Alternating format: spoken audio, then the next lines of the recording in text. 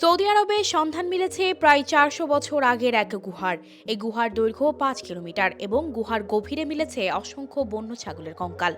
মদিনার উত্তর পূর্বাঞ্চলের সামুদ্রিক অঞ্চল খাইবার পর্বতমালায় এই গুহার সন্ধান পান ভূতত্ত্ববিদরা। তাদের দাবি, সৌদি আরবের সবচেয়ে বড় গুহা এটি। মঙ্গলবার এক প্রতিবেদনে এই তথ্য জানিয়েছে মধ্যপ্রাচ্য ভিত্তিক সংবাদ মাধ্যম গালফ নিউজ। সম্প্রতি সময়ে পর্যটনের ওপর গুরুত্ব দিচ্ছে সৌদি আরব। নতুন এই গুহা পর্যটন খাতকে সমৃদ্ধ করবে বলে মনে করে দেশটি। একই সঙ্গে সামুদ্রিক অঞ্চল খাইবারে অনেক পর্যটকের সমাগম হবে বলেও দাবি করা হয়। সৌদি ভূতত্ত্ব জরিপ সংস্থার মুখপাত্র তারিক আবা আল খলিল জানিয়েছেন, ভূতাত্ত্বিক দল খুবই সাবধানতার সঙ্গে অগ্নিয়গিরিজাত শিলার গুহাটির সবকিছু রেকর্ড করেছেন।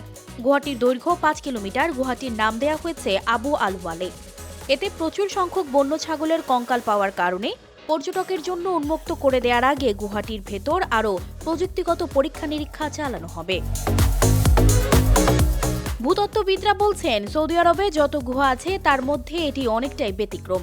এই গুহাটি বিগত বছরগুলোতে আবিষ্কৃত 300টি গুহার সাথে মিলিত হয়েছে, যার বেশিরভাগই রিয়াদের উত্তরে কেন্দ্রীয় অঞ্চল, আল শামান পূর্ব অঞ্চল এবং আল হাররাত অঞ্চলে অবস্থিত।